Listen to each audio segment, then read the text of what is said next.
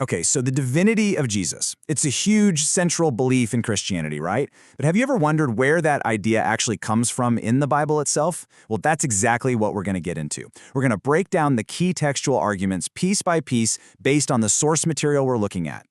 So let's ask that big question. What is the textual basis for one of Christianity's most central beliefs? The source material we're working from, it doesn't just make a vague claim, it builds its case on a whole series of specific texts. And we're going to walk through the key pieces of that evidence to see exactly how this argument gets put together. All right, so the source kind of organizes its evidence into a few main buckets. The first one we're going to look at is what you could call direct declarations. These are the moments, the specific verses, where the title God is, according to the source, just straight up applied to Jesus. And the source kicks things off right at the beginning of the Gospel of John. This verse, it's presented as a really foundational claim. It sets up this idea that the Word, who we later learn is Jesus, isn't just with God, like a companion. No, the text says the Word was God. That distinction is a massive cornerstone for this whole argument. So the argument shifts from this big theological opening to a really personal human moment. The source really zooms in on this scene with the disciple Thomas, doubting Thomas. It's treated as this huge climactic confession. After he sees the resurrected Jesus, his response is just so direct and clear, "My Lord and my God." Okay, now this next one is pretty wild because of who is speaking. According to the source's reading of the book of Hebrews, this isn't a disciple or a follower talking to Jesus. This is supposedly God the Father addressing the Son directly and calling him God. So yeah, the really crucial point here isn't just what's being said, but who's saying it.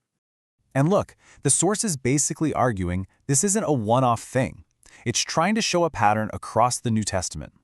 It pulls out passages from different authors, like Paul in Romans and 1 Timothy, and then John in his letters, to make the case that this idea of directly calling Jesus God is a theme that pops up again and again. All right, so now the argument takes a bit of a turn. We're moving from titles to actions. The source material starts to focus on attributes and things Jesus supposedly did that, within this biblical framework are things only God can do. We're talking about two big ones, pre-existence and the power of creation. And this quote right here is a really big deal for the source's case.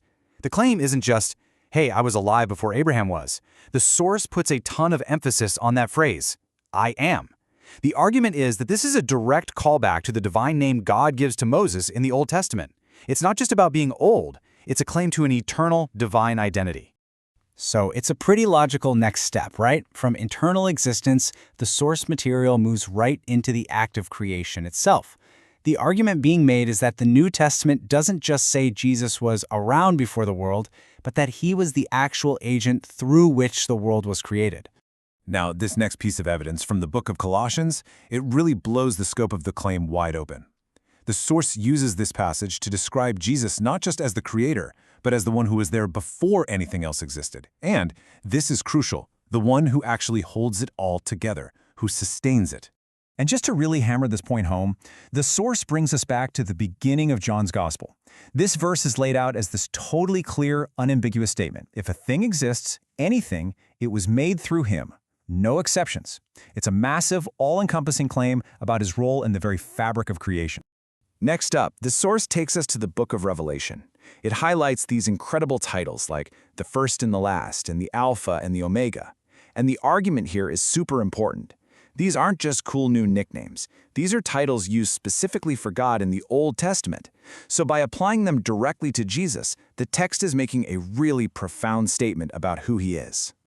Okay, so we've looked at titles, we've looked at attributes and actions. Now the source kind of turns to the logical fallout of all this. It basically asks two big rhetorical questions, and they're centered on two things that are seen as exclusively God's territory: receiving worship and being the one who carries out the final judgment.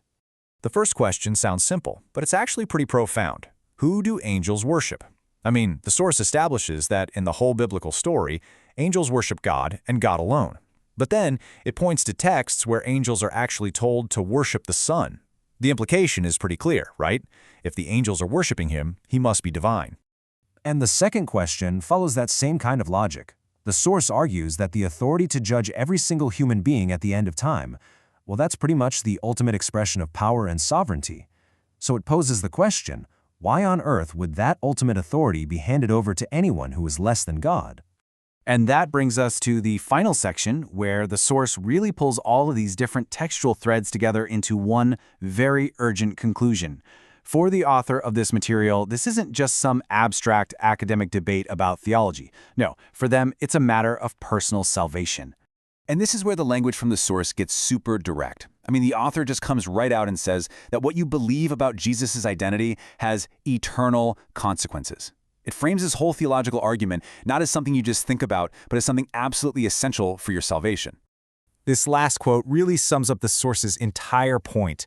It draws a direct line between denying who Jesus is and completely rejecting the divine covenant itself. It presents belief and final judgment as two things that are just completely tied together.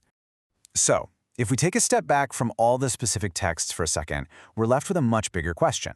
I mean, understanding the textual argument is one thing, but think about this. How does this one single belief, the idea that Jesus is God, go on to shape the actual lives, the ethics, the entire worldview of billions of people all over the planet? It's a question that really makes you think about the incredible impact of this one theological claim.